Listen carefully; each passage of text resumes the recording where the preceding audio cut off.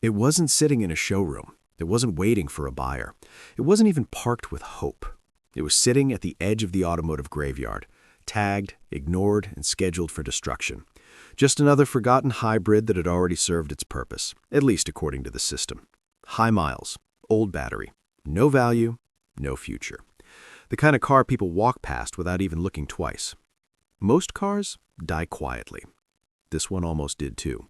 When I first saw it, there was nothing inspiring about it. Faded paint, cloudy headlights, tires that looked like they'd given up years ago. Inside, it smelled like time itself. Old fabric, dust, and the quiet history of a car that had been driven hard and then abandoned. The dash told a story of warnings and wear. This Prius had lived a life, and now it was being erased. Everyone around me said the same thing. It's not worth it. That battery will fail. You won't make it 100 miles. And honestly, they were probably right. This Prius cost me just $100.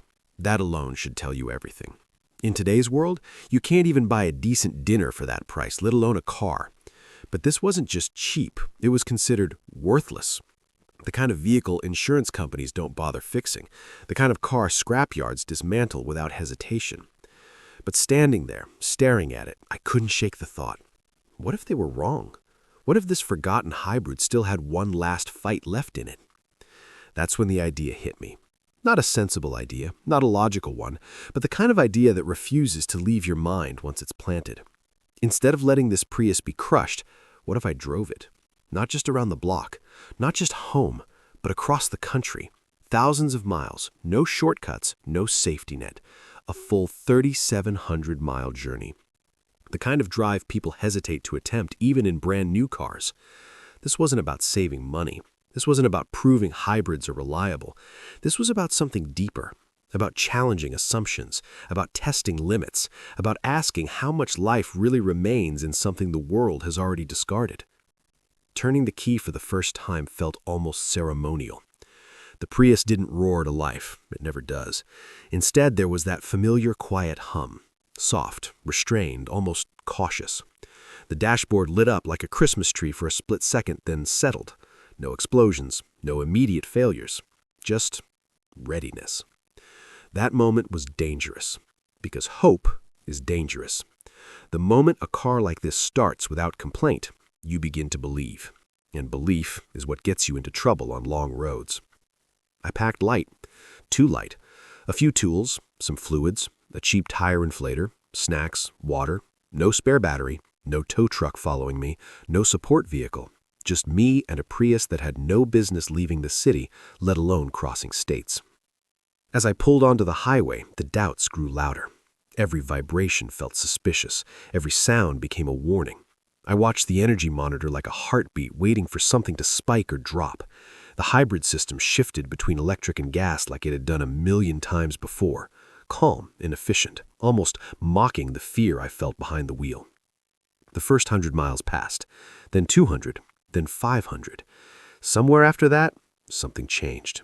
The Prius stopped feeling like a gamble and started feeling like a partner. It wasn't fast, it wasn't exciting, but it was steady. Mile after mile, it just kept going. Through heat, through traffic, through long stretches of road where there was nothing but asphalt and sky. Gas stations came and went, and each time I stopped, I expected something to be wrong. But nothing was. The battery held. The engine hummed. The fuel economy was almost insulting, sipping gas like it was daring me to doubt it again. That's when the real challenge began. Because the longer you drive a car like this, the more confident you become. And confidence leads to distance. Distance leads to fatigue. And fatigue is where machines are tested hardest. By the time I crossed state lines, the Prius had already outlived expectations. People I met along the way laughed when I told them the story. Some shook their heads, others smiled and said they owned one just like it years ago. A few told me stories of hybrids hitting 300,000 miles, 400,000 miles, but none of them believed I'd make it all the way. As the miles stacked up, the road changed. Smooth highways gave way to rough pavement. Heat turned into cold. Flat land turned into elevation. Every condition that stresses a vehicle showed up uninvited. Long climbs pushed the engine harder. Descents tested the regenerative braking. Traffic jams forced constant stop and go. And still, the Prius refused to quit. There were moments of doubt, of course.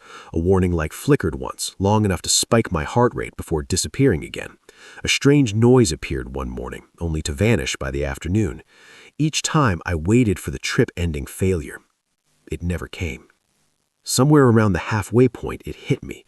This wasn't just a road trip anymore. This was a statement. This $100 Prius, written off as trash, was quietly doing what thousands of expensive, heavily marketed vehicles promise but never truly prove: reliability. Not in perfect conditions, not with constant maintenance, but out here, on real roads with real wear and real consequences. By the time I crossed the 3,000-mile mark, exhaustion set in. Not for the car, for me.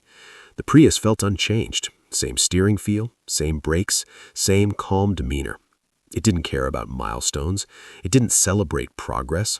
It just kept doing its job. That's when I realized something important. We underestimate things not because they're weak, but because they're quiet. This Prius didn't roar. It didn't flex. It didn't demand attention. It simply endured. The final stretch was almost surreal. Every mile closer to the destination felt like borrowed time. I waited for the dramatic ending: smoke, warning alarms, a dead battery on the shoulder of the road. Instead, the Prius rolled on. When I finally shut it off after 3,700 miles, there was no explosion of emotion at first, just silence, the same silence it had always offered. But this time, it meant something different. This car was supposed to be crushed. Instead, it crossed a continent. What started as a $100 gamble turned into one of the most eye-opening automotive experiences I've ever had.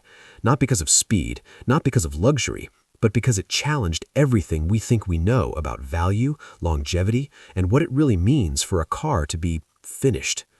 This Prius didn't just survive, it proved a point.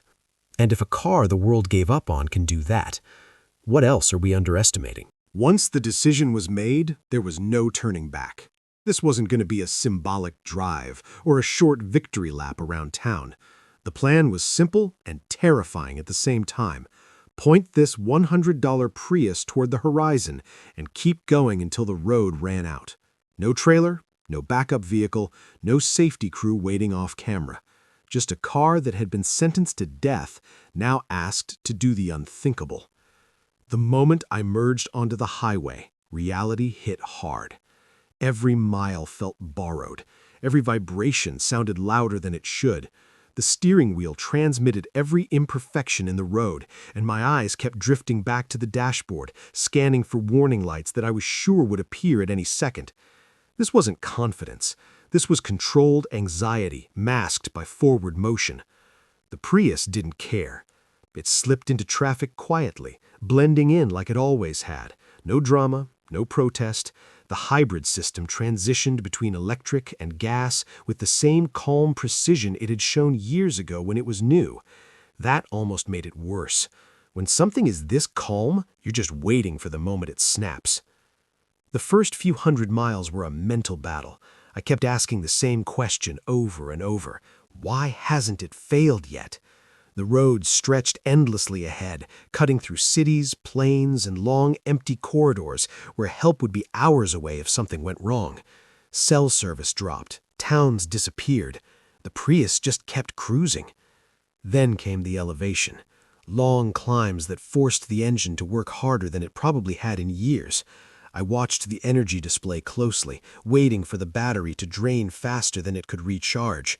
The temperature climbed. The air thinned.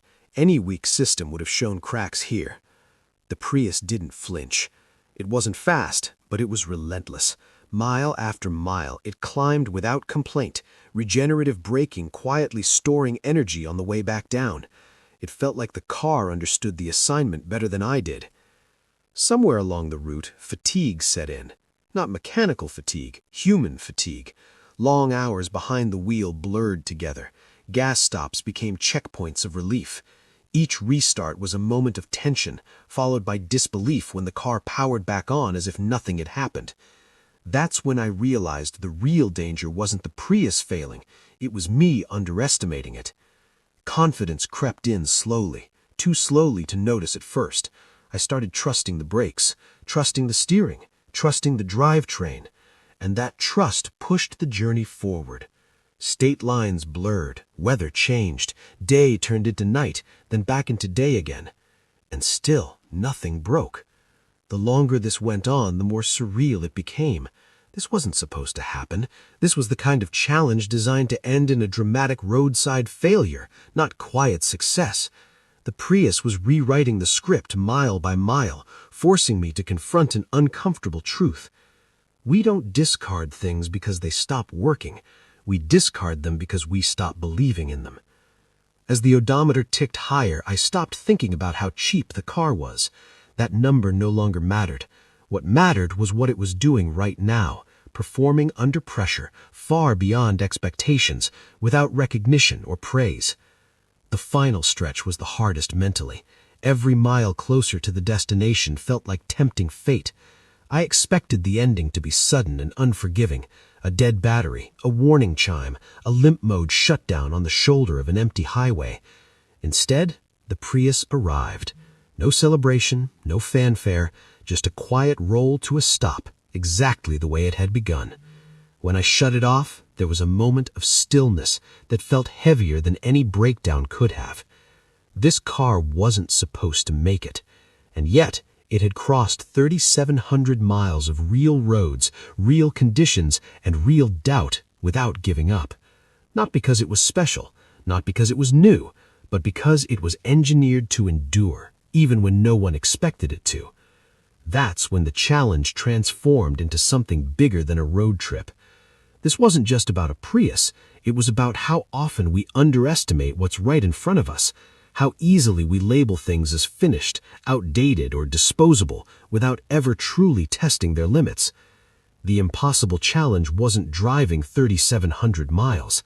The impossible challenge was believing this car deserved the chance to try, and it took every mile to prove that belief was not misplaced.